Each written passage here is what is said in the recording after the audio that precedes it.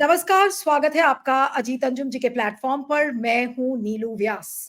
कल मोदी सरकार की कैबिनेट ने एक देश एक चुनाव को मंजूरी दे दी। उसके बाद सब लोग ये सोचने लगे कि अरे, अचानक से एक देश एक चुनाव को कैबिनेट ने मंजूरी कैसे दे दी।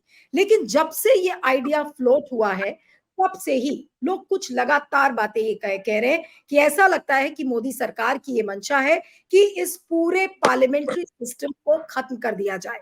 एक देश एक पार्टी एक पर्सन की ही विचारधारा दिखे, और जिससे कि लोकतंत्र को हानि पहुंचेगी, क्षति पहुंचेगी, छोटी पार्टीज खत्म होंगी। और उससे भी बड़ा सवाल कि क्या हमारा चुनाव आयोग इस एक देश एक चुनाव के लिए तैयार है या नहीं है। एक समय था जब इस देश में एक देश एक चुनाव हुआ, लेकिन उसमें बहुत दिक्कतें आ रही थी। उसके बाद अलग अलग असेंबलीज के चुनाव हुए, अलग समय पर लोकसभा का चुनाव हुआ। अब लेकिन वापस जिस आधार पर ये बातें कही जा रही हैं कि हम एक देश एक चुनाव को कराएंगे, तो क्या हमारा चुनाव आयोग तैयार है। और इस आइडिया को लेकर, यानी कि एक देश एक चुनाव कितना खतरनाक होगा देश के लिए, इन सभी बातों पर आज हम बातचीत करेंगे। हमारे साथ देश के पूर्व मुख्य चुनाव आयुक्त एस वाई कुरैशी साहब हैं। Sir, thank you so much for joining. और मेरा पहला सवाल कुरैशी साहब आपसे यही है कि ये एक देश एक चुनाव का जुमला आप इसको किस तरीके से देखते हैं, और क्या ये वाकई में जो देश का पार्लियामेंट्री सिस्टम है उसके लिए ये बहुत खतरनाक है। देखिए, ये आपने शुरू में कहा था कि ये एक सरप्राइज डिसीजन हुआ कैबिनेट का। ऐसा तो नहीं है, क्योंकि ये तो 10 साल से चल रहा था। और आई थिंक 10 साल पहले का जो ओरिजिनल मोदी जी का वो था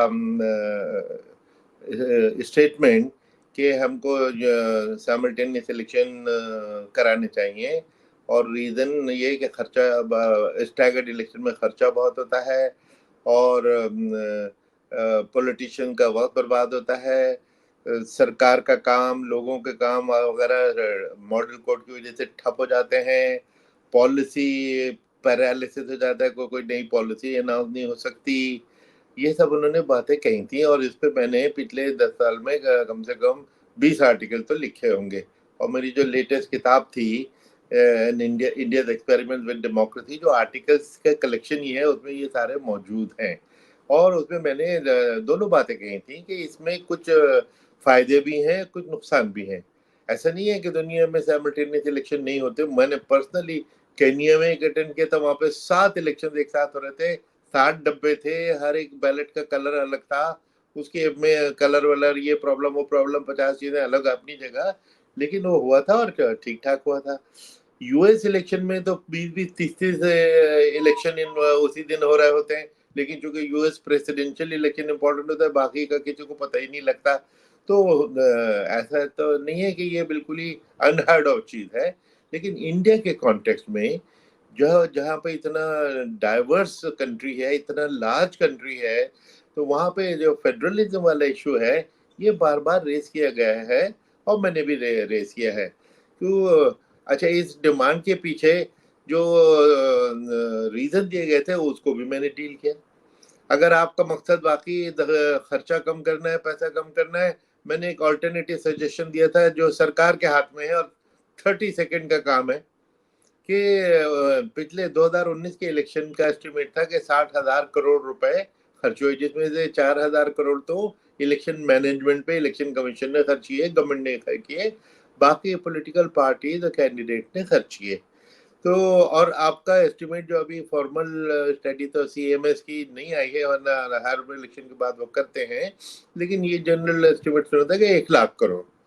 तो इसको अगर घटाना है, इफ एक नंबर वन, मैं इस खर्चे से नाखुश नहीं हूँ। मैं तो कहता हूँ ये तो बहुत अच्छा खर्चा है ये। और लोग कहते हैं इससे इकोनॉमी ठप हो रही है, मैं कहता हूँ इससे इकोनॉमी बढ़ती है कि 60,000 करोड़ पॉलिटिशियन का पैसा गरीब लोगों में रिसाइकिल होता है, सर्कुलेट होता है, नौकरियां मिलती हैं। कोई ट्रांसपोर्ट, कोई स्कूटर वाला होगा और ऑटो रिक्शा चला रहा होगा, कोई पेंटर होगा, कोई पोस्टर चिपकाने वाला होगा, कोई घर टू घर घर जाने वाले वर्कर्स होंगे, उन सबको, गरीब लोग हैं, उनको इस में जॉब मिलती है।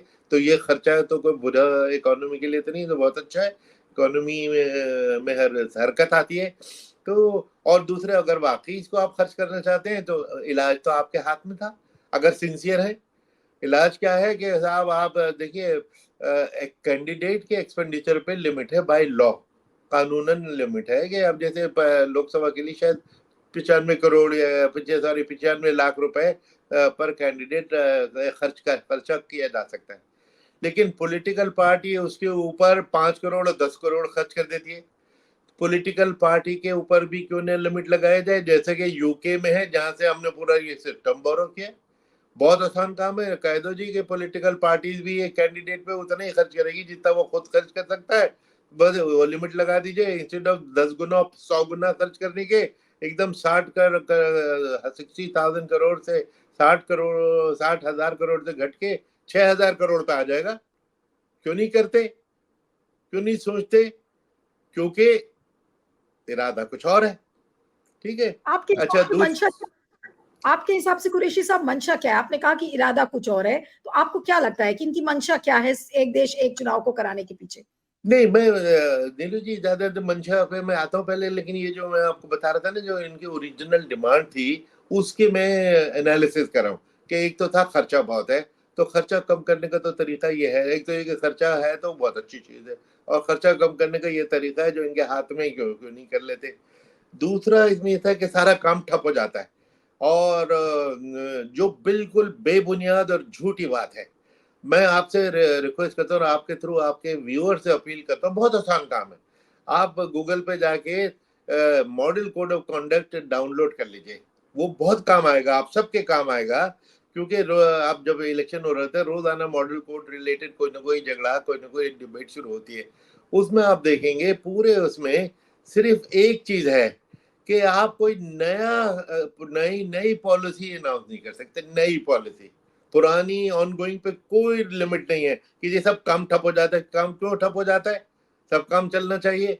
सिर्फ नई पे जो है उस पे मैंने कई बार ये कहा है कि क्या वजह है कि नेताओं के दिमाग में नई पॉलिसी, बड़े बड़े ब्राइट आइडियाज 4 महीने साल 11 महीने पावर में रहने में तो आते नहीं, और 4 हफ्ते पहले और 2 हफ्ते पहले जब इलेक्शन आ गया तो बड़े बड़े ब्राइट आइडिया आते हैं, हम ये स्कीम भी करेंगे, हम वो स्कीम भी करेंगे, लेकिन ये नालायक इलेक्शन कमीशन हमको करने नहीं देता, ये मॉडल कोड कमबख्त रास्ते में आ जाता है। ये हिपोक्रेसी है, ये झूठ है, कुछ चीज छपनी होती, क्योंकि हर चीज अलाउड है। बल्कि एक दो बार हमने, मुझे याद है अपने जमाने में कैबिनेट सेक्रेटरी को बुला के हमने उनको डांट लगाई कि भाई आपके सारी मिनिस्ट्रियां जो फाइलों को छूना बंद कर देती हैं, कि नथिंग शुड स्टॉप। बल्कि नई स्कीमों पे बैन जो है उसमें भी रिलैक्सेशन है। अगर कोई नेचुरल कैलेमिटी होती है, फ्लड हो गया, ड्राउट हो गया, कुछ हो गया, अर्थक्वेक हो गया, तब नई स्कीमें भी शुरू की जा सकती हैं।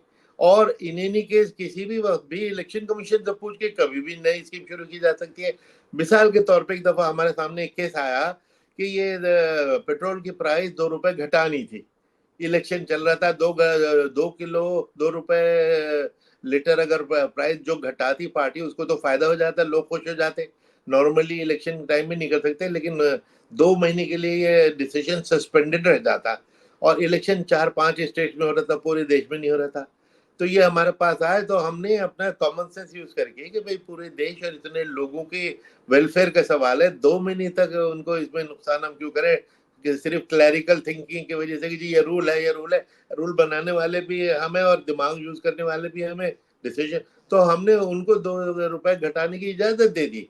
ऑपोजिशन ने थोड़ा सवाल जरूर रेज किया, किताब देखो इन्होंने कर दिया, हमने कहा हमसे पूछ के किया, सब चुप हो गए, बात खत्म हो गई। तो इसलिए ये जो मॉडल कोड की वजह से काम ठप होना, ये एक सीरियस इशू है, ये पूरी डिबेट का एक मसला है ना। अगर वाकई काम ठप होता है तो एक सवाल जो कल मैं पूरे दिन मीडिया वालों ने मुझे कह रखा था, वो ये पूछते हैं कि अगर ऐसा होता है तो पिछले 10 साल में इतने फैले हुए इलेक्शन क्यों कराए गए?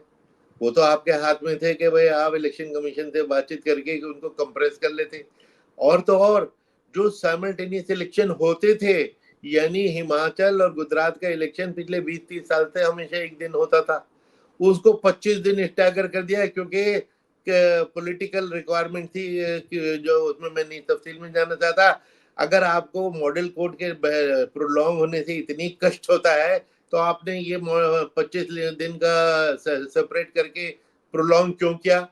इस सब से इसकी सिंसियरिटी पे, इसकी ईमानदारी पे क्वेश्चन मार्क आता है कि इसकी नियत क्या है।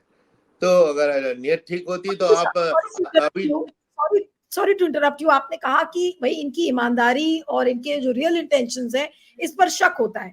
मैं आपसे एक डायरेक्ट सवाल कर रही हूँ कि इनकी क्या ये एक देश एक चुनाव को केवल ये एक जुमला मात्र लेकर आए हैं, या वाकई में ये सीरियसली इंप्लीमेंट करना भी चाहते हैं? कई लोग ये भी कह रहे हैं कि ध्यान भटकाने के लिए ये एक शगुफा छोड़ दिया गया है देश के सामने।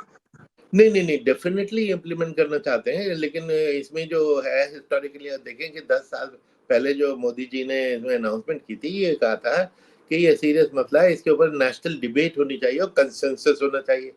10 साल डिबेट तो हुई, कंसेंसस नहीं हुआ।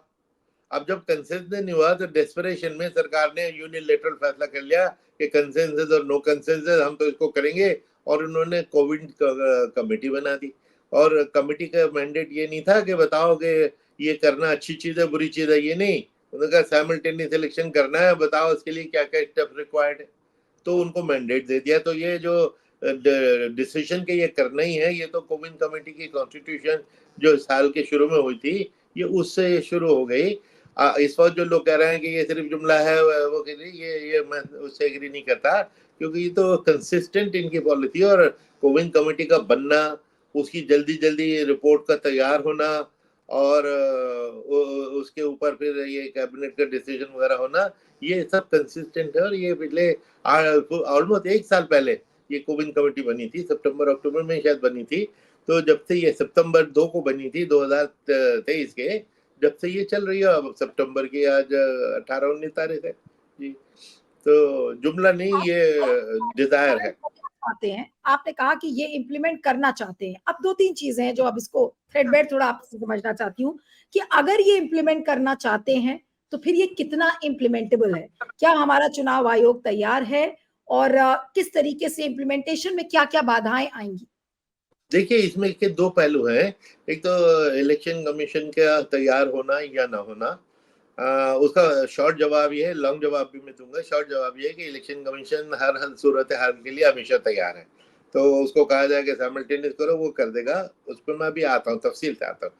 दूसरी चीज इसके लिए जो कॉन्स्टिट्यूशनल फ्रेमवर्क है, जो कोविन कमेटी ने खुद भी बताया कि 18 कॉन्स्टिट्यूशनल और लीगल अमेंडमेंट रिक्वायर्ड है, और उन्होंने बताया भी कि ये अमेंडमेंट हम ये अगर सरकार करेगी तो वो हो सकता है। तो कॉन्स्टिट्यूशनल अमेंडमेंट कराना इटसेल्फ इज अ मिशन।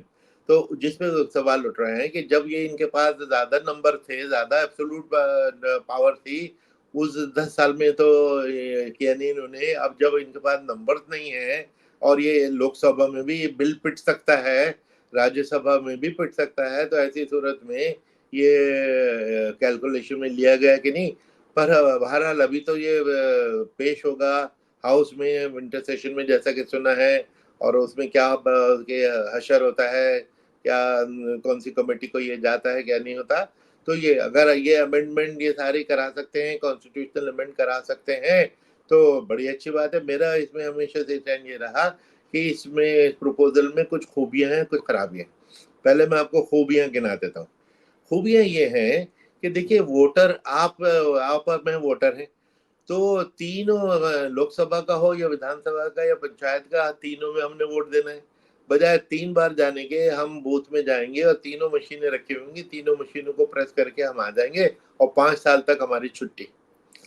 तो ये तो इसका फायदा है। अच्छा, इसको वोटर भी वही, जिस बूथ में जाके आपने करना है वो बूथ भी वही है, जिसको को इलेक्शन को मैनेज करने वाली टीम है डिस्ट्रिक्ट एडमिनिस्ट्रेशन, वो भी वही है, सिक्योरिटी अपरेटस जो है वो भी वही है।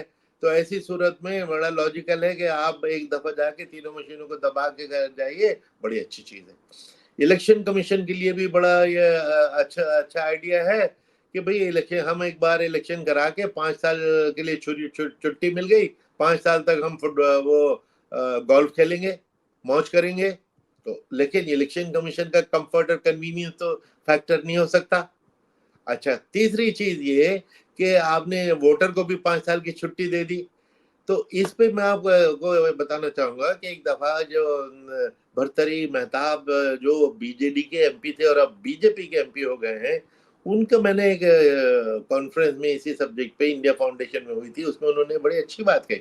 उन्होंने कहा जनता से तो पूछो जनता क्या चाहती है, और उनका जवाब उसमें खुद ही था कि जनता बार बार इलेक्शन से खुश है, क्योंकि उसकी वजह से अकाउंटेबिलिटी ऑफ एमएलए और पॉलिटिशियन बढ़ती है। कितनी बार आपने देखा होगा कि एक एमएलए और एक एमपी इलेक्शन के बाद 5 साल के लिए गायब हो जाता है।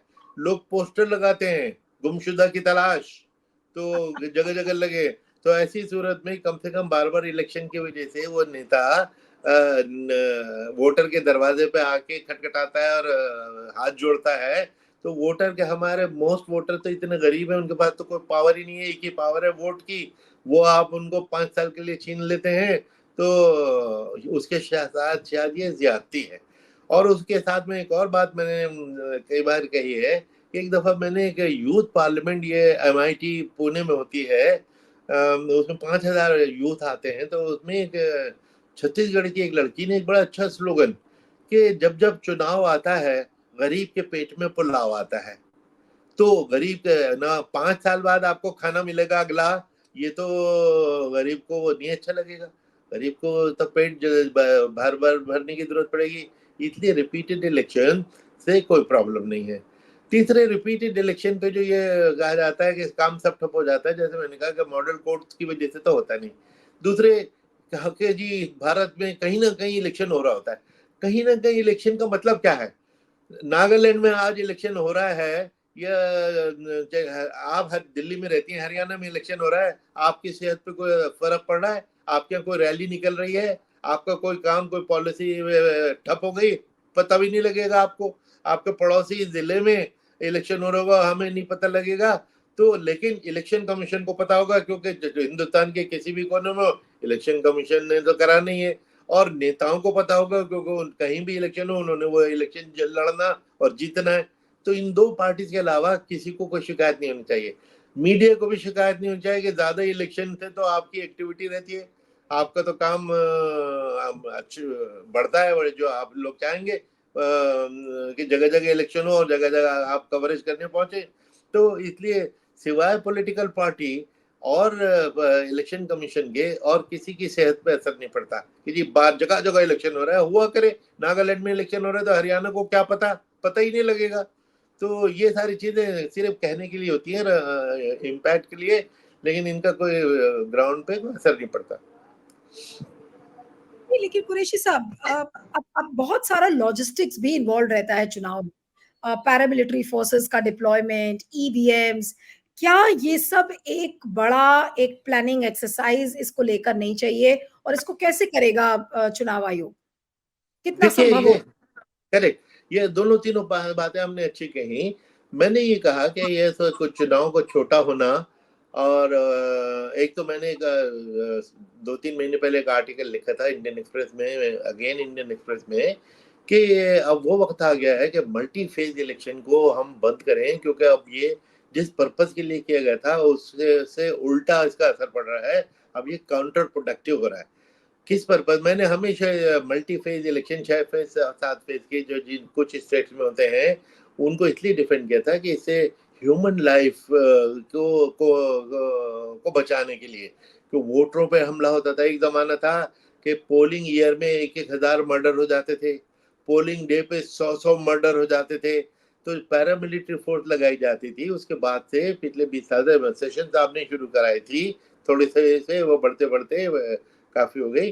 तो हर पॉलिटिकल पार्टी डिमांड करती है कि पैरामिलिट्री हमारे यहाँ जरूर भेजिए। और उसकी एक एक्सट्रीम मिसाल ये थी कि मिस्टर नीतीश कुमार जब चीफ मिनिस्टर थे अब वो तो अभी भी हैं, लेकिन 2010 में मैं सीईसी था और मेरा पहला इलेक्शन बिहार था, अक्टूबर 2010 में। तो नीतीश जी ने अपना एक पब्लिक बयान दिया एड्रेसिंग मी कि कुरैशी, अगर 10 फेज में भी करना पड़े तो करना हम, लेकिन मुझे हर पोलिंग बूथ पे आपकी पैरामिलिट्री आनी चाहिए। जिसका एक बड़ा सिग्निफिकेंस है, बड़ी अजीब बात है कि दैट मीन कि चीफ मिनिस्टर अपनी स्टेट पुलिस को ट्रस्ट नहीं कर रहा। दूसरे लोग तो करते नहीं, ऑपोजिशन तो बिल्कुल नहीं करती, लेकिन रूलिंग पार्टी चीफ मिनिस्टर खुद ही ट्रस्ट नहीं करके बाहर की पुलिस को लाने का इनविटेशन दे रहा है। तो ये उस वक्त की वैल्यू थी 2010 में, जिसको अब 14 साल हो गए। तो लेकिन अब हालात बदल गए, क्योंकि हम हमारी जो फोर्सेस होती हैं वो लिमिटेड होती हैं। होम मिनिस्ट्री के होम सेक्रेटरी को बुला कर पूछते हैं भैया कितनी कंपनी, एक कंपनी में 80 से 100 लोग होते हैं, कितनी कंपनी हम फोर्सेस की आप हमको दे सकते हो। और उधर हमने एक एनालिसिस किया हुआ होता है कि जो हमारे बूथ हैं उनमें से नॉर्मल कितने हैं, सेंसिटिव कितने हैं, हाइपर सेंसिटिव कितने हैं, जहाँ पे मर्डर वर्डर की भी पॉसिबिलिटी है, तो उसके मुताबिक हम सिक्योरिटी प्लान बनाते हैं। तो जो फोर्स हमको ऑफर होती है, मेरे वक्त में होती है 700 सवा 700 कंपनी, तो हम ये देखते हैं कि भाई अगर हम 7 फेजेस में इनको घुमा दें इसी फोर्स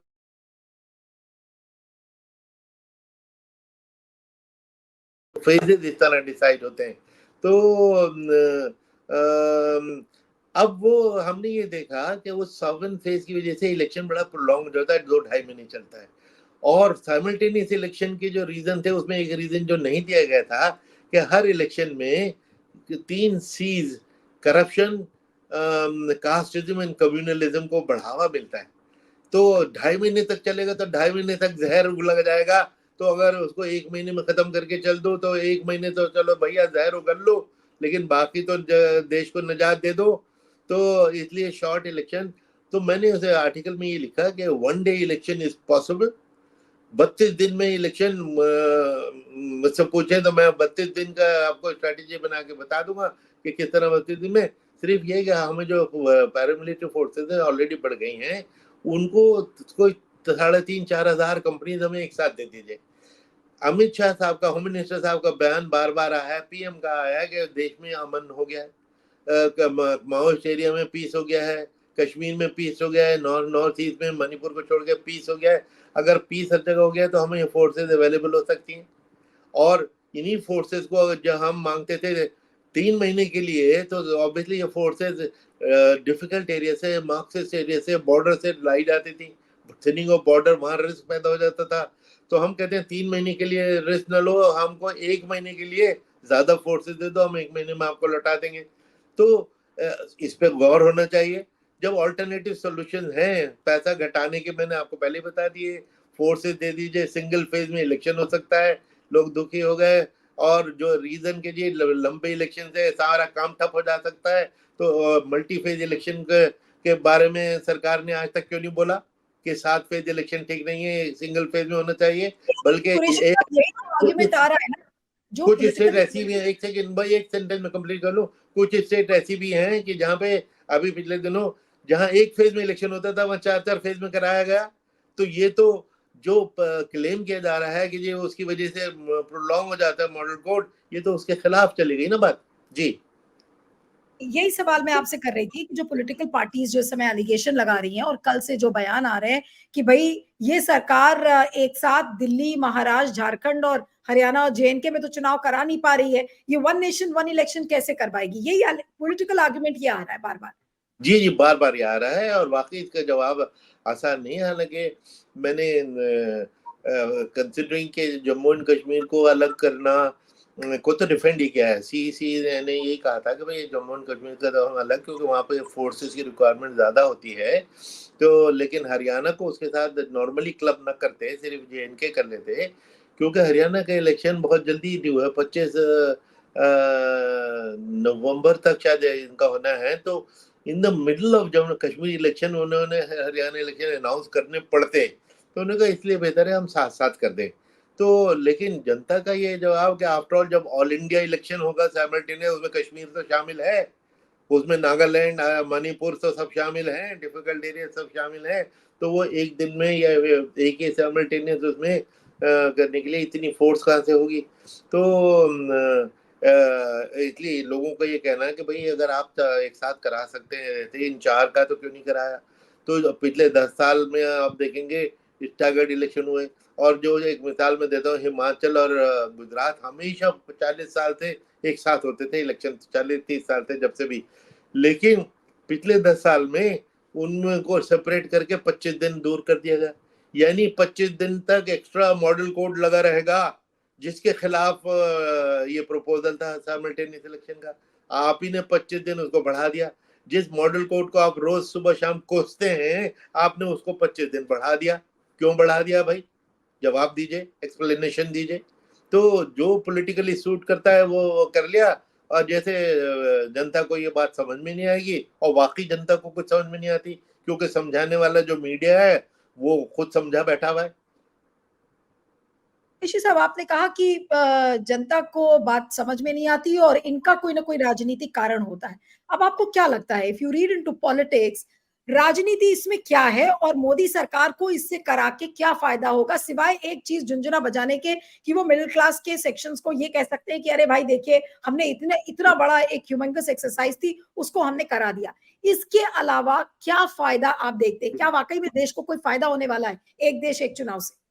नहीं, देखिए, जो क्लेम किया जाता है कि ये एक फायदा, तो ये एक साथ हो गया लोगों की कन्वीनियंस, लेकिन जो लोग इसके खिलाफ आर्गुमेंट देते हैं कि देखिए, नेशनल, स्टेट और local panchayat issues are different. आप अगर समझिए कि आप गांव में रहती हैं, आपके घर के सामने एक नाली है, उसमें कूड़ा जमा हो गया, बदबू आ रही है, तो अब आती साइमल्टेनियस इलेक्शन हो रहा है। आप अपनी सरपंच को बदलने के मन बना के चाहे इलेक्शन में जाएंगी, या अपने विधायक को या अपने एमपी को बदलने के लिए जाएंगी। आपके सामने वो आपके गंदी नाली होगी, या यूक्रेन में और रशिया में लड़ाई में इंडिया की पॉलिसी होगी। तो कौन national issue, local issue, state issue, कौन सा इशू डोमिनेट करेगा? तो होगा क्या कि जो हमारे नेता हैं, उनके फेस देख के लोग, बजाय सरपंच का फेस उनको उस इलेक्शन में दिखने के, नेता का फेस दिखेगा, वो उसी पार्टी को दे देंगे। इस पे कई बार ये आर्गुमेंट हमने सुनी है कि नहीं नहीं, वो इंडियन वोटर बड़ा समझदार है, वो लोकसभा के लिए उसी इलेक्शन में किसी और को दे देता है, दूसरे में दूसरे को देता है। एक स्टडी थी, मुझे इस वक्त इमीडिएटली फिगर याद नहीं आ रही, लेकिन मेरी इस किताब में, जिसकी मैं दोबारा से प्रचार कर दूं, India experiment with democracy, the life of a nation through it's election, इसमें मैंने एक स्टडी कोट की थी, बड़ी अच्छी थी, कि अगर साइमल्टेनियस इलेक्शन जहां जहां हुए, 77% लोगों ने उसी पार्टी को वोट दिया दोनों लेवल पे। और अगर वो एक महीने सेपरेट हो गए तो वो 61 रह गया। यानी एक महीने की सेपरेशन से एकदम वोटिंग बिहेवियर इतना बदल गया, और ज्यादा स्टैगर एक साल का हो गया तो टोटली डिफरेंट हो गया। दिल्ली की मिसाल ले लीजिए कि 67 सीटें आम आदमी पार्टी को 70 में से आती हैं, और 6 महीने बाद, साल भर बाद लोकसभा इलेक्शन होता है कि सातों के सातों बीजेपी को जाती है। तो अगर ये एक साथ हुआ होता तो शायद रिजल्ट जरा कुछ डिफरेंट होता, लेकिन स्टैगर होने से ये हुआ। तो साइमल्टेनियस इलेक्शन से ये जो स्टडी बता दी जाती है कि नहीं नहीं, वोटर बड़ा इंटेलिजेंट है, कहने को वह साउंड अच्छा करता है, सुनने में अच्छा लेकिन लगता है। आपके हिसाब से क्या ये वोटर को कंफ्यूज करेगा? एक देश कंफ्यूज एक चुनाव वोटर को कंफ्यूज कर सकता है। कंफ्यूज कर सकता है, क्योंकि उनकी जो इश्यूज हैं वो हर तीनों लेवल के अलग अलग हैं। तो वो बिल्कुल। जो लोकल इश्यूज सब्स्यूम हो जाएंगे इन द नेशनल इश्यूज, क्योंकि उनका हाई प्रोफाइल होगा, उसका प्रोपेगेंडा बहुत हाई प्रोफाइल होगा, उसकी वजह से वो अपने गांव में नाली और आंगनबाड़ी और प्राइमरी स्कूल भूल जाएंगे। वो हमारी पॉलिसी यूक्रेन में क्या होनी चाहिए उसकी तरफ चले जाएंगे, और वो उसके लिए कौन हमारा लीडर होना चाहिए उसकी तरफ चले जाएंगे। तो उस लिहाज से कंफ्यूज होगा। और देखिए, तीनों लेवल ऑफ कॉन्स्टिट्यूशन, ये जो हमारे इलेक्टोरल बॉडीज हैं, इनकी कॉन्स्टिट्यूशनल स्टेटस बराबर है। ये नहीं कह सकते कि लोकसभा का इलेक्शन कॉन्स्टिट्यूशनली ज्यादा इंपॉर्टेंट है, पंचायत इलेक्शन कॉन्स्टिट्यूशनली कम इंपॉर्टेंट है। बिल्कुल गलत, तीनों की इंपॉर्टेंस ज्यादा है। आप ये 30 लाख पंचायत के हैं और 543 लोकसभा के एमपी हैं, तो 543 के जो हैं वो 30 लाख की डेस्टिनी को डिटरमिन करने लग जाएं, ये तो रॉन्ग कैलकुलेशन है, ये तो अच्छी चीज नहीं है। बिल्कुल। अच्छा, कि रामनाथ कोविंद कमेटी में जो ड्यूरेशन का दिया हुआ है कि भई हम पहले पहले फेज़ में फिर करेंगे, फिर उसके बाद 100 दिन के बाद हम दूसरा फेज़ रोल आउट करेंगे। इसको थोड़ा-सा अच्छे से एक्सप्लेन कर सकते हैं क्या कुरैशी साहब कि जी असली मंशा क्या है ये कोविंद रिपोर्ट की और वो क्या कराना चाह रही है एग्ज़ैक्टली? क्योंकि इसको लेकर भी थोड़ा कन्फ्यूजन है, लोगों को समझ में नहीं आ रहा है कि आखिर ये रोल आउट होगा कैसे? जी जी। देखिए, कोविंद कमेटी के अगेन, मैंने 10 दिन पहले जो इंडियन एक्सप्रेस में आर्टिकल लिखा था, वो मैं सजेस्ट करूंगा वो जरूर पढ़िए। वही जो बातें मैं कह रहा हूँ वो उसको कूजे में बंद करके मैंने कही थी कि इसमें कोविंद कमेटी की कुछ खूबियां हैं कि इन्होंने इतनी जल्दी किया, बहुत सारे लोगों को सुना, 191 दिन में कर दिया, 18,626 पेज की रिपोर्ट दी, 51,558 रिस्पॉन्सेज लोगों के आए। जबकि इस पे मैंने बाय द वे कल मीडिया पे क्रिटिसिज्म सुना कि 58,000 में से 80% लोगों ने साइमल्टेनियस को सपोर्ट किया। किसी ने पॉइंट आउट किया और बड़ी इंपॉर्टेंट चीज पॉइंट आउट की। उन्होंने कहा क्योंकि जवाब सिर्फ हिंदी और अंग्रेजी में मांगे गए थे, तमिल तेलुगु में भी मांगे गए होते, बंगला में भी मांगे गए होते, तो वहां फेडरलिज्म का इशू वाले लोग कुछ और जवाब देते। तो ये तो बहुत इंपॉर्टेंट स्टेटिस्टिकल इंफॉर्मेशन है जो कल किसी ने बताई। तो जी 47 पार्टियों में से 32 ने सपोर्ट किया, 15 ने अपोज किया। ये तो एक्सपेक्टेड है भाई, जो एनडीए के मेंबर्स है वो तो सब सपोर्ट ही करेंगे। है किसी की हिम्मत की जो अपोज कर दे? सबने सपोर्ट कर दिया। और उसी में से बीजेडी ने जिसने ओरिजिनली सपोर्ट किया था कोविड कमेटी के सामने, अब बाहर चले गए, अब उनसे पूछे। तो ये तो इस ओपिनियन के जी 32 पार्टी वगैरह ये सब ये कहने की बातें हैं। रियल जो इश्यूज हैं कि वाकई फेडरलिज्म उसमें कि स्टेट पॉलिटिकल पार्टीज के, रीजनल पार्टीज की इंपॉर्टेंस खत्म हो जाएगी। वहां पे तो नेशनल पार्टी और नेशनल लीडर उन्हीं का चेहरा डोमिनेट करेगा, बाकी सब तो बिल्कुल ही पिग्मी हो जाएंगे। तो ये फेडरलिज्म पे यानी जो आप क्वेश्चन है, कह रहे हैं कि जो छोटी रीजनल पार्टीज है उनके अस्तित्व पर संकट के बादल मंडरा सकते हैं अगर ये इम्प्लीमेंट हुआ तो। yeah, exactly. This is what they are saying. This is what the all the people who are analyzing this proposal, they are saying कि फेडरलिज्म खतरे में होगा, और federalism is the basic structure of the constitution. हमने unitary government तो नहीं चुनी थी, हमारी तो फेडरल गवर्नमेंट है। तो and India is a union of states, states important है, उन्होंने मिलकर यूनियन बना दी। तो इसलिए ये सारे इंपॉर्टेंट इश्यूज हैं, कॉन्स्टिट्यूशनल इश्यूज हैं। और जब ये जाएंगे और पार्लियामेंट में जाएंगे और कोर्ट में भी जाएंगे, लेकिन आजकल तो ये भी नहीं पता लगता कि कोर्ट किस तरफ जाएगी, उनका वोट किधर होगा। लेकिन कॉन्स्टिट्यूशनली तो ये बड़े सीरियस इश्यूज हैं और इनका बड़ा गंभीरता से इनको डील करना होगा। एक सवाल है जो बहुत ही ऑफ द कफ है कि अभी हाल में हमने देखा था कि प्रधानमंत्री मोदी और जस्टिस डीवाई चंद्रचूड़ की पिक्चर्स एक साथ आई थी एक गणेश पूजा करते हुए, और लोग ये कह रहे थे कि देखिए गवर्नमेंट मैक्सिमम लिटिगेंट गवर्नमेंट के केसेस होते हैं। अब ऐसे में अगर ये एक देश एक चुनाव का मामला अगर इसको कोर्ट में चैलेंज किया जाता है तो फिर आप क्या कहेंगे कि क्या वाकई में ये सरकार के फेवर में जा सकता है, और अगर जो लोग इसका विरोध कर रहे हैं तो फिर उनकी तो सुनवाई कैसे होगी सर? जी नहीं, ये बहुत लोग कह रहे हैं, बहुत ही लोग कह रहे हैं, और बात भी ठीक है। देखिए जैसे एक मशहूर कहावत और मुहावरा है कि इंसाफ न सिर्फ होना चाहिए बस होता हुआ दिखना चाहिए। तो इसी तरह जुडिशरी की इंडिपेंडेंस नॉट ओनली होनी चाहिए, होती भी दिखनी चाहिए। अब वहाँ एक और जो सेपरेशन ऑफ पावर्स का प्रिंसिपल है, बहुत इंपॉर्टेंट कॉन्स्टिट्यूशनल बेसिक स्ट्रक्चर का हिस्सा है।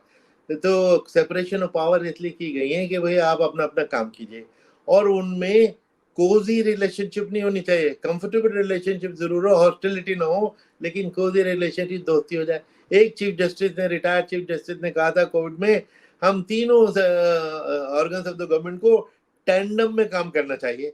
It's a very foolish and dangerous statement कि टैंडम में काम के मिलकर करना चाहिए। तो फिर जुडिशरी की इंडिपेंडेंस क्या रहेगी?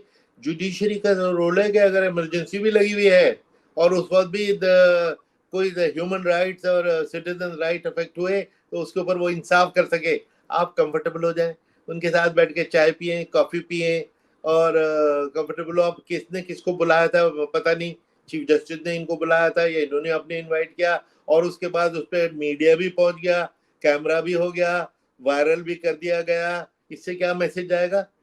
तो 34 लोगों की सुप्रीम कोर्ट जजेस है, उनको जजेस को क्या मैसेज जाएगा कि चीफ जस्टिस बिल्कुल। साहब?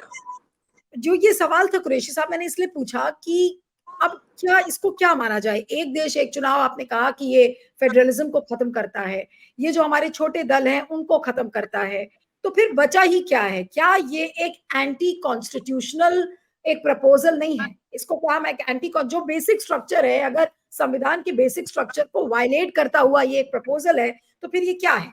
क्या वाकई में ये अनकॉन्स्टिट्यूशनल आप इसको मानेंगे एक देश एक चुनाव को?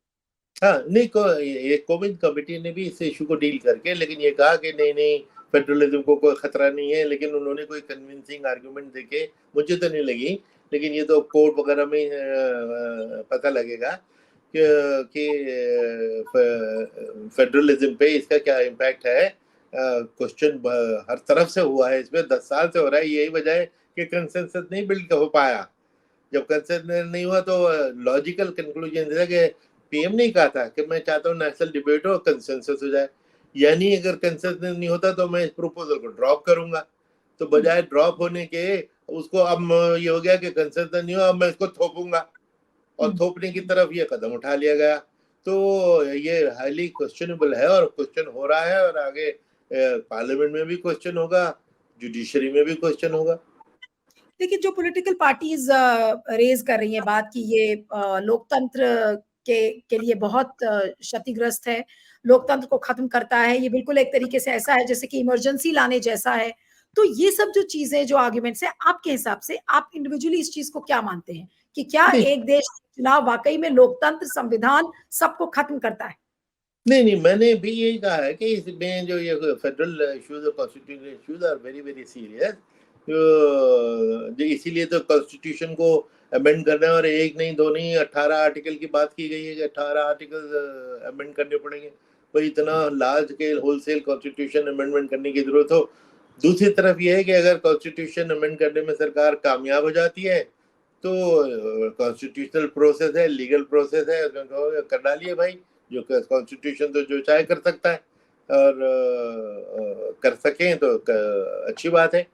उसके बाद मैं आता हूँ इलेक्शन कमीशन पे कि अगर डिसीजन हो गया कि करना है, इलेक्शन कमीशन के लिए कोई इशू नहीं है।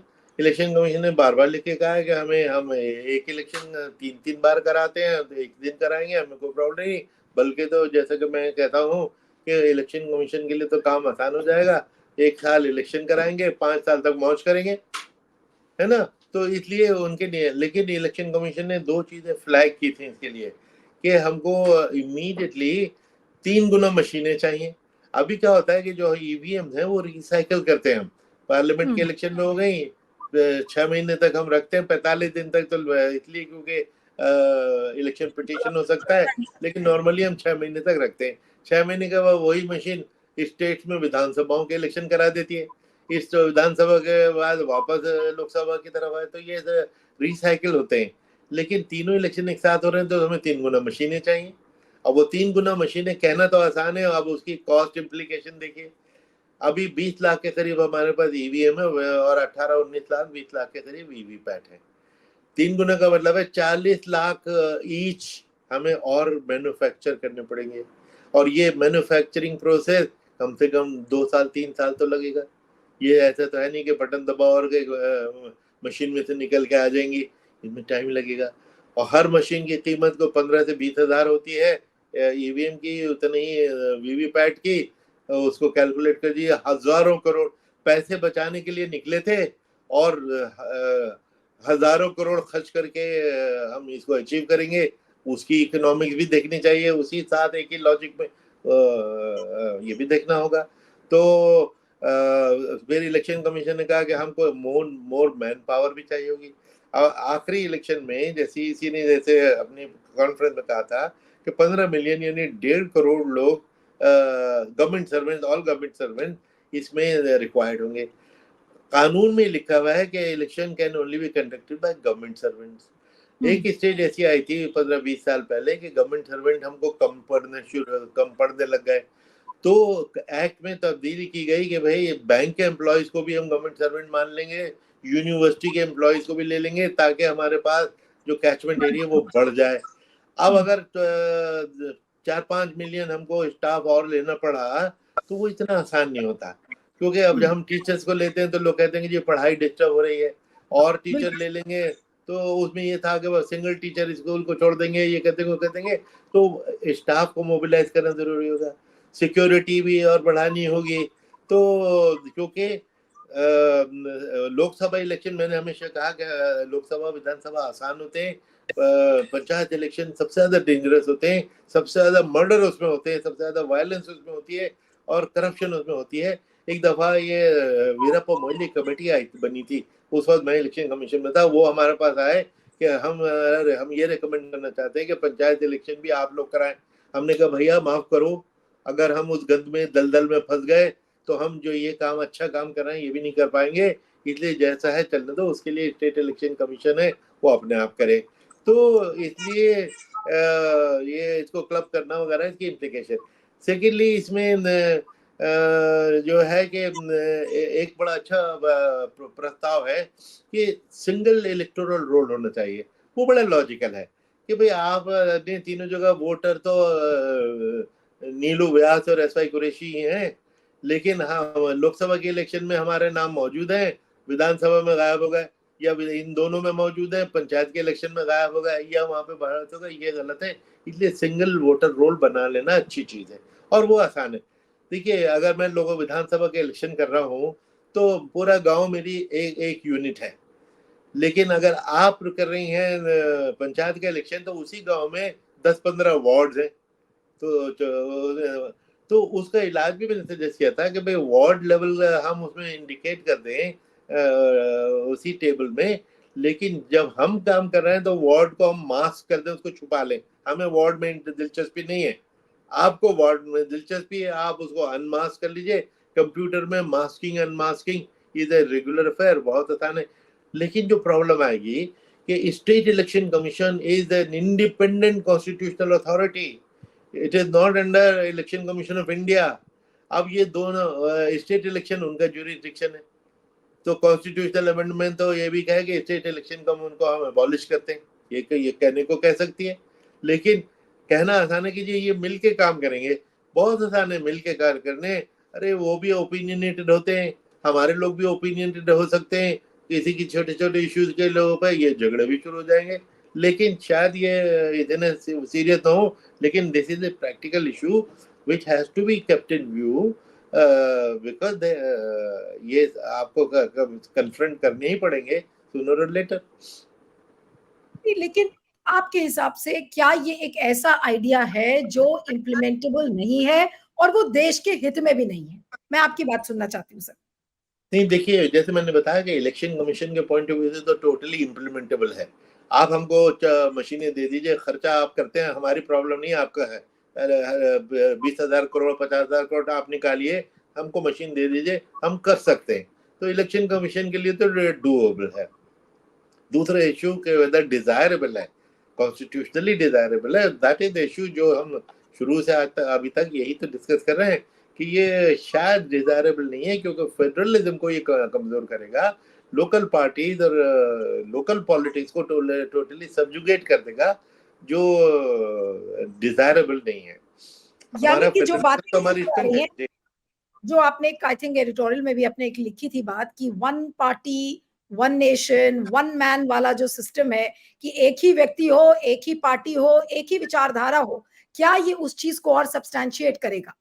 करेक्ट, मैंने उस आर्टिकल में ही लिखा था कि अगला लॉजिकल डिमांड तो ये हो सकती है ये करने के बाद कि why not only one party. बहुत कंट्रीज में वन पार्टी होती है, तो वो हम भी कर लें। तो लेकिन फिर हम पाकिस्तान और रशिया हो जाएंगे, वियतनाम हो जाएंगे, नॉर्थ कोरिया हो जाएंगे, वो भी कर लीजिए। और उससे ये भी होता है कि वन नेशन वन लीडर, अगली डिमांड वो भी हो सकती है, होने की तरफ जा रही है, वो भी हो सकती है।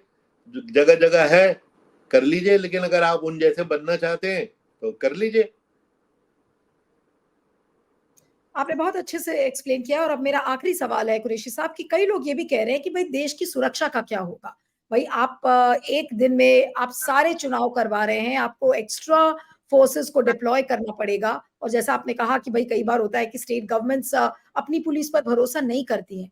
क्या होगा बॉर्डर एरियाज में जहाँ की फोर्सेस को बुलाया जाएगा? तो क्या उतने पीरियड तक और जब फोर्सेस का डिप्लॉयमेंट होगा तो क्या हमारे बॉर्डर एरियाज में एक देश को बड़ा खतरे का सामना करना पड़ सकता है? क्योंकि उस पीरियड को आतंकवादी संगठन सब देखेंगे कि भाई ये पीरियड है इनका लीन, इस समय आप आसानी से इन्फिल्ट्रेट कर सकते हो या आप आतंकवादी हमला कर सकते हो, क्योंकि इनका तो पूरा देश पूरा चुनाव में ही लगा हुआ है, एक देश एक चुनाव कराने में।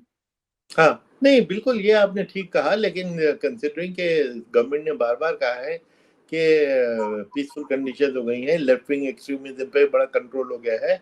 अगर ऐसा हो गया है तो, और सेकेंडली दूसरा जो मैंने प्रस्ताव दिया कि 2.5 महीने इलेक्शन के बजाय ये 32 दिन में इलेक्शन कर लीजिए सिंगल फेज में, उस वजह से भी अगर आपने बॉर्डर्स वॉर्डर्स को थिन भी किया और डिफिकल्ट एरिया से लाए भी, तो लेकिन शॉर्ट पीरियड में आप उनको लौटा भी तो देंगे। इसलिए ऑन बैलेंस के एक तो सिंगल फेज होना चाहिए, साइमल्टेनियस के साथ सिंगल फेज होना चाहिए।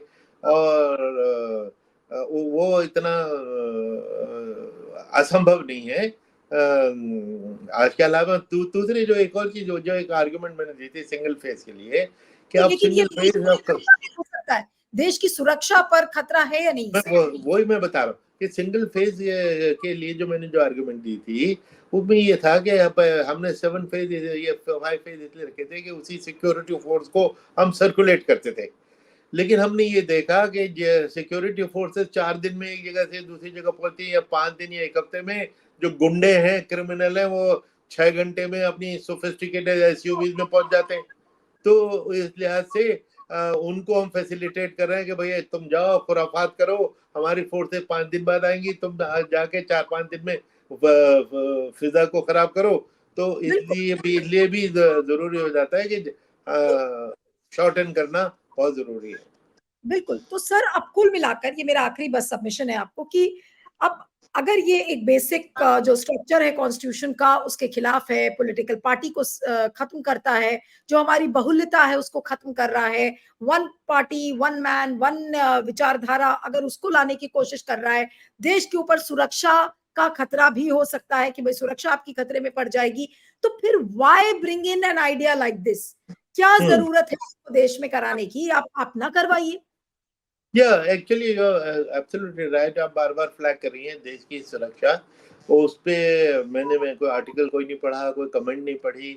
उसका एक एनालिसिस होना चाहिए, बल्कि जो सिक्योरिटी एक्सपर्ट्स हैं वो इसका एनालिसिस करें कि इसका इम्पैक्ट क्या होगा। और उसके वो बहुत ही रिलेवेंट फैक्टर है कि सबको मालूम होगा कि भाई ये पूरा की पूरा हिंदुस्तान लगा हुआ है इलेक्शन में, और आप चलो जो चाहो करो। लेकिन मैं समझता हूँ थियोरेटिकली तो वो बात आपकी ठीक है, शायद प्रैक्टिकली फैक्ट ये है कि काफी हद तक law and order situation control में आई है जगह जगह। और अब उन फोर्सेस की अवेलेबिलिटी, और दूसरा ये है कि जहां आप इतनी बड़ी बड़ी थिंकिंग कर रहे हैं, हजारों करोड़ की नई मशीनें ऑर्डर करेंगे, अरे भाई 100 बटालियन और क्रिएट कर दीजिए। बड़ी अनएम्प्लॉयमेंट है, अनएम्प्लॉयमेंट भी टैकल हो जाएगी। सरकार और पैसा बचाते, आपने जैसा कहा कि सरकार पैसा बचाते बचाते करोड़ों रुपए अब सरकार को इस आइडिया के पीछे फूकने पड़ेंगे। बचाने बचाने के लिए हमारे यही है कि हमारे एक दो नेता थे जो उनको गरीब रखने के लिए करोड़ों खर्च किए जाते थे। तो इसी तरह इसको पैसा बचाने के लिए इससे ज्यादा पैसा खर्च हो जाएगा। लेकिन बिल्कुल। ये मैंने कई बार वैसे एक्चुअली डिमांड किया seriously, not in a light way, कि भाई देखिए सिक्योरिटी सिचुएशन जो दुनिया भर में खराबी होती है, बढ़ती है, आबादी बढ़ रही है, तो हम 100 बटालियन और बढ़ा लें तो हमारी सिक्योरिटी और इंश्योर हो जाती है। आर्मी बॉर्डर को देखिए, बाकी जगह हमारी पैरामिलिट्री फोर्सेस हैं, उसमें बटालियन को बढ़ा लीजिए, एम्प्लॉयमेंट भी प्रॉब्लम भी उससे हल होती है, वो कीजिए। लेकिन एक चीज नीलू जी, इससे पहले कि इस टॉपिक से हम हट जाएं, मैं एक चीज जो बताना भूल गया, कोविड कमेटी की रिकमेंडेशन थी क्या? हम सिर्फ उनके कॉन्स्टिट्यूशनल अमेंडमेंट पर है, उसमें 2-3 बड़ी अम्यूजिंग फनी रिकमेंडेशन है। वो खुद कहती है कमेटी कि साहब, when we say simultaneous election we mean Lok Sabha and Vidhan Sabha, not Panchayati Raj. Now 4120 MLA हैं, 543 एमपी है, 5000 साइमल्टेनियस इलेक्शन के लिए कॉन्स्टिट्यूशनल अमेंडमेंट हो रही है, पूरे देश को हिला के रखा जा रहा है 5000 रिप्रेजेंटेटिव के लिए। और जो 30 लाख रिप्रेजेंटेटिव हैं, आपने उनको बैक सीट पे रख दिया, उनको पीछे कर दिया। अच्छा, दूसरी ridiculous recommendation, high powered committee है, मुझे दुख है हाई पावर्ड कमेटी को क्रिटिसाइज करने के लिए कि एक बहुत ही शरीफ आदमी को इसका चेयरमैन बनाएगा, जिसपे मैं अलग से सवाल उठाऊंगा कि ना। दूसरी चीज उन्होंने की है कि वो जो इलेक्शन है पंचायत का, वो 100 दिन के अंदर करेंगे, 100 दिन बाद करेंगे ना। 100 दिन बाद election is not simultaneous election, it's a separate election with the entire बंदोबस्त रिपीटेड। अच्छा, एंटायर बंदोबस्त रिपीट करने में हमें कोई प्रॉब्लम नहीं है, 5 साल में हम रिपीट करते हैं, कोई प्रॉब्लम नहीं। 3 महीने में उसको रिपीट करना पड़े, 15 मिलियन 1.5 करोड़ लोग हैं। अभी उनकी मेजर दुनिया की बिगेस्ट इलेक्शन मैनेजमेंट या बिगेस्ट मैनेजमेंट एक्सरसाइज के थकन से हम अभी निपटे नहीं है। और हमें 100 डेज के बाद उन्हीं टीचरों को, उन्हीं स्टाफ को कि आप जाओ भाई दोबारा उसी नक्सल एरिया में जाओ, उसी बॉर्डर एरिया में जाओ, उसी जगह करने जाओ। चलो वो भी इनको मार पीट के हम भेज देंगे। ये भी बता दूं आपको कि लाखों लोग हैं जो गांव में वोट देने आते हैं और वो 100 दिन बाद दोबारा नहीं आ पाएंगे। क्योंकि वो मजदूर हैं, नौकर हैं, वो कहीं से छुट्टी लेके आए थे, उनको 3 महीने के अंदर 3 महीने में दोबारा छुट्टी मिल जाए, वो दोबारा वो आ जाए, नौकरी छोड़ के मजदूरी छोड़ के आ जाए, नहीं होगा। और लाखों लोग अगर दोबारा नहीं आ पाएंगे तो आपने उनका कॉन्स्टिट्यूशनल राइट, उनका वोट छीन लिया। वो उसकी सबसे ज्यादा इम्प्लीकेशन मैं समझता हूँ। बाकी चीजें तो चलिए एडमिनिस्ट्रेटिव है, पैसा डाल दिया, स्टाफ को डंडा चला दिया, हम वैसे कर लें, लेकिन ये भी तो सोचना चाहिए। तीसरी चीज जो इस रिकमेंडेशन में रिडिकुलस है, बड़ी हाई पावर्ड कमेटी थी, वो हर किस्म के लोग उसमें थे। उसमें क्या कहते हैं कि जी अगर स्टेट बीच में टूट जाती है तो इलेक्शन तो होगा, तो भाई साइमल्टेनियस इलेक्शन कहाँ गया? और इसका लेकिन सुनिए मतलब ये सुनिए है सुनिए सुनिए सुनिए कि वो इलेक्शन तो होगा लेकिन वो रिमाइंडर ऑफ द पीरियड के लिए होगा, और फिर लोकसभा के साथ साइमल्टेनियस फिर हो जाएगा। तो मैं कह रहा हूँ कि इलेक्शन तो आपने करा दिया तो साइमल्टेनियस इलेक्शन का प्रिंसिपल तो टूट गया, और लोग करोड़ों रुपए 5 साल के इलेक्शन के लिए खर्च करते हैं, इस केस में 1.5 साल 2 साल और 2.5 साल के इलेक्शन के लिए आप उनसे खर्च कराएंगे, तो ये क्या रिकमेंडेशन हुई भाई? अच्छा, और जो तीसरी चीज मैं कहना चाहता था कि देखिए इसमें फॉर्मर राष्ट्रपति को एक सरकारी कमेटी का चेयरमैन बना के लाना ऑप्टिकली बड़ा इनअप्रोप्रिएट था, बड़ा गलत था। वो बहुत शरीफ आदमी है, एक राष्ट्रपति का बहुत ऊंचा स्टेटस होता है, आप बुला के यहाँ पे लगा दीजिए। और उस पर मिसाल दूंगा कि अब जैसे इस कमेटी की रिकमेंडेशन को फनी सर, वो है चाहे कैसे, बात ही कर सकते थे। अगर कोविंद साहब ये कह देते कि भाई मैं नहीं करूँगा, अब मुझे शोभा नहीं देता, वो कह भी सकते थे ना। कह भी सकते थे, लेकिन वो बहुत शरीफ आदमी है।